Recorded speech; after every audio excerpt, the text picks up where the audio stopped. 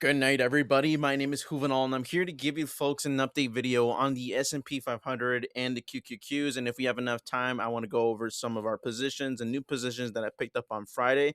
So I did do a little bit of maneuvering in the portfolio, and let's not waste any more time. Let's just jump right into the charts right here. So let's jump right in and start with the S&P 500. So what has happened since last video that we did? In the last video, I was uploading a video on the QQQs, I believe, but we did go over the S&P 500. So we talked about how we had a confirmed breakdown on Thursday. So that was this candle here, and we were studying this wedge pattern, right? So if you're new here, welcome. Go watch our previous videos to be up to date, and you could be more informed and know more about this chart and what we're talking about in our levels. All right. So we're gonna go based off of this previous video, right? So on this chart pattern that we're studying on the wedge. So we have the wedge. Here we had the breakdown on Friday, July 17th, but we never had confirmation. Our rules was simple. Any body close below the breakdown low, in this instance is the blue line, which I'm marking right here. See, this is the breakdown candle, and here's your low. Any body close below the breakdown low without recapturing the wedge would be a confirmed breakdown, right? And it would raise the probabilities that we would go lower in the S&P 500, right? So here is our breakdown. Did we get confirmation here? Nope, nope, nope. Yes. So here we got confirmation a body close below the breakdown low without recapturing the wedge. So this is now a confirmed breakdown. And we talked about how now that raises the probabilities that we're going to go lower on the S&P 500. But just because we have the confirmed breakdown, it doesn't mean we can't be met with retraces, right? And we covered a couple scenarios out last time, right? And we hypothesized that maybe we want to do a retrace back to the gap fill, right? Before heading lower. So I'm still in that camp that I think we're still going to get a retrace. So we kind of tried to attempt to do that on Friday, but you could see how we didn't even get to the gap fill. So the gap fill is right here, which is the body close of Wednesday. That's where we came down here on Thursday and confirmed. So I still think we may want to refill the gap over here at 7,498.96. I think we want to go here. And my thought process is very simple. We get a retrace, then get rejected.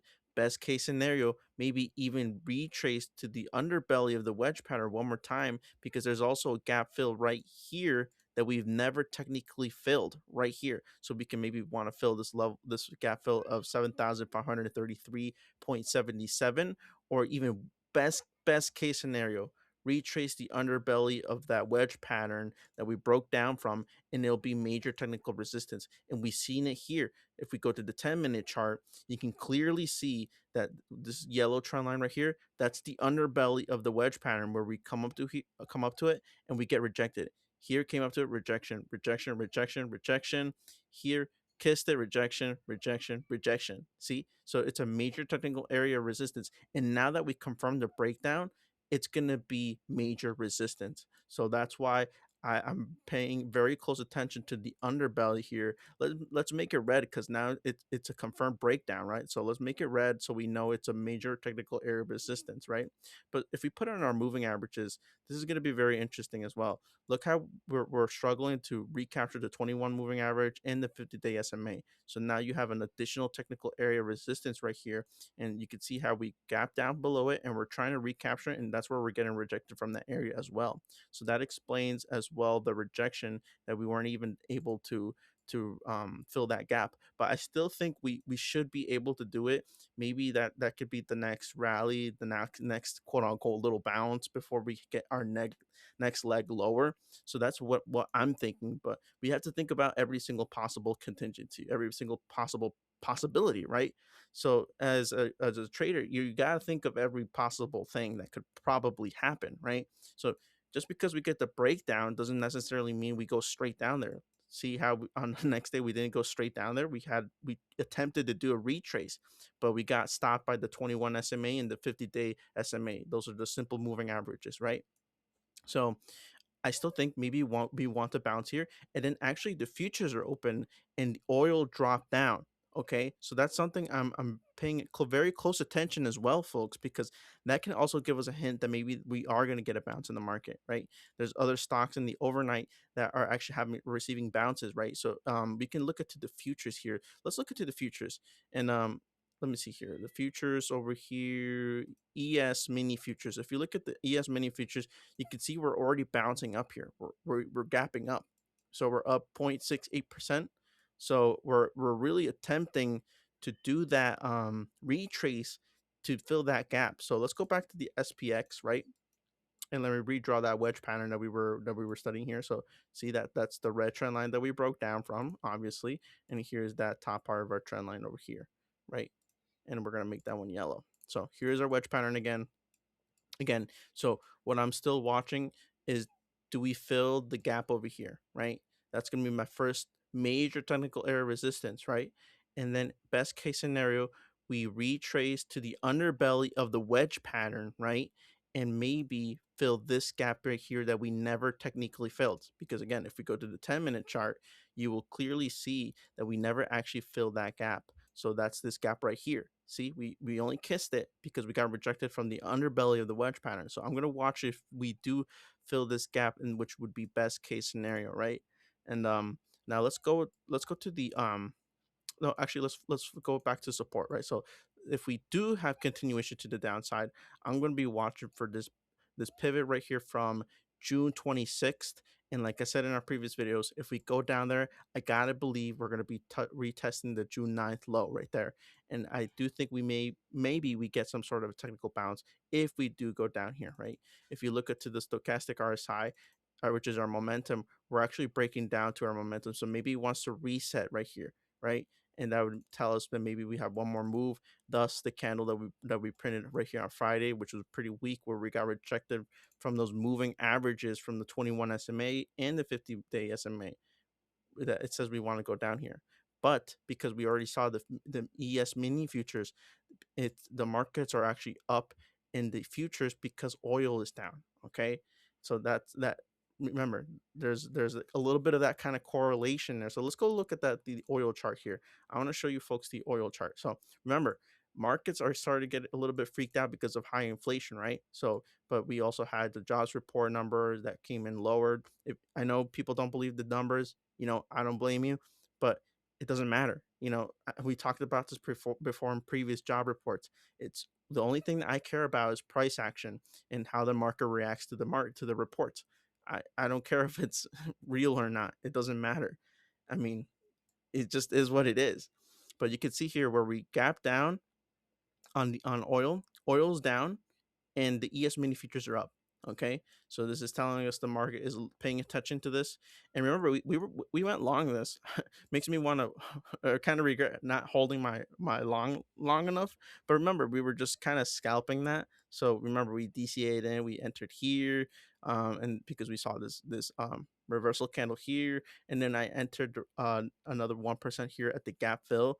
So it was a gap fill, and it was a technical retrace from these trend lines. See, so we did a full retrace here, and then we had the technical bounce. I was just only looking for like that small 7-8% gain, and it basically went to our area technical resistance from this pivot over here, pivot. So that's why we sold right here, and we were just expecting a small technical bounce, but I really did not expect to go up here to fill this gap. I thought we were just going to get rejected here. I mean, we did, but then we recaptured it, confirmed, did a little mini retrace, and then had another leg up higher. And then I had this trend line here, and I told you guys, I'm out of oil, but watch this level of the gap fill. If it does want to go up here, that could be a nice area to sell into, maybe for a shorting opportunity. Right now, it actually pierced it, and now it's getting rejected, but it's trying to hold that support. So this is going to be very important. Maybe we get a bounce from here, but judging how we're oversold and the stochastic RSI is crossing to the downside, mind you, hasn't confirmed to below the 80. So right now, the 80 level is going to be very important on the stochastic RSI, because if we do get a confirmation breakdown, then we're going to go probably retest this yellow trend line right here at 76.88. and maybe hold support and maybe get another bounce. But we're just going to watch to see, because keep this in your radar. If oil keeps coming down, the markets will rally. But if oil keeps coming up, then fears of higher inflation and all those other stuff, escalation of the war, and that'll bring fear into the markets, right? So just watch that very carefully. But right now, judging by the RSI coming down and stochastic RSI coming down, maybe it wants to do just a little correction and then get a bounce somewhere out here. If we do get the correction, watch the 76.88 level. Okay, that's going to be one of my levels to be watching the market. Watch, there's a 200 moving average that we broke out from and confirmed again, 21 SMA. So there's going to be a lot of area of confluence right here, but we're meeting resistance from this 100 moving average in the 50-day SMA right here. So watch that very carefully, guys. If oil comes down, markets will rally. And you can see the market's already gapped up in the futures because oil gapped down. Okay, but you could see buyers are stepping in here at this area of the technical gap fill from this pivot over here, pivot over here. See? And there's multiple pivots here. So this is a technical area support. We had this in our charts before when we went long on oil. So go watch those videos in the oil.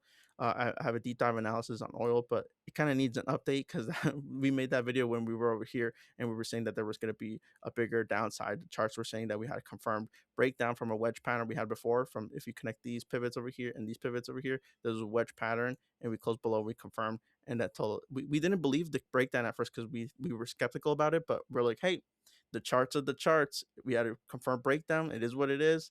My my opinion doesn't matter. It just is what it is. We're gonna treat it like a real breakdown.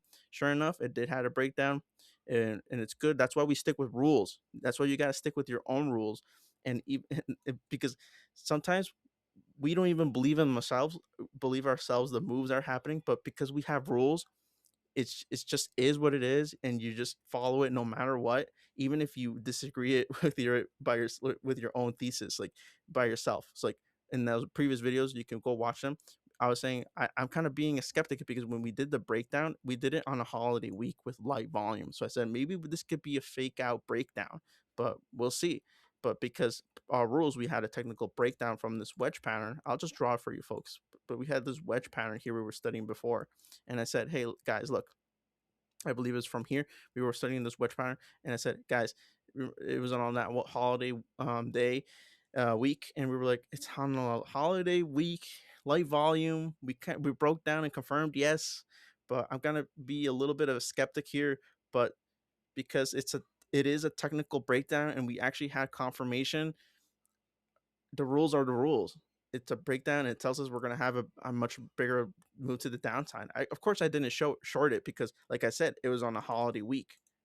We were going into the July. Well, no, I can't remember which one it was. I think it was Memorial Week, something like that. I can't remember. But yes, you can watch those videos over there, or yeah, and it was a holiday week. That's all I remember about that, and it was a light volume, so I didn't really believe the breakdown. So that's why I didn't short it. I was just being very skeptical, and I said if it comes down low enough, I'll buy. I'll be more inclined to buy, which we did. We got the bounce. We could have held longer, yes, but remember, we got to our price target. Let's not get greedy, get a new trade, right? So that's why we're looking into the oil chart. So keep that on your radar, folks. Silver is having a nice update. It literally kissed my buy level here, which is incredible. It never filled me, so that's a little bit upsetting. We did trade this before. Remember, we kind of came down here. We DC did here. We played the retrace, got the retrace. We sold. Awesome. And I wanted to get filled here, but I never did. So if it does come down here to my buy zone, remember here's the parallel. So if it comes down here, I'm definitely buying down here.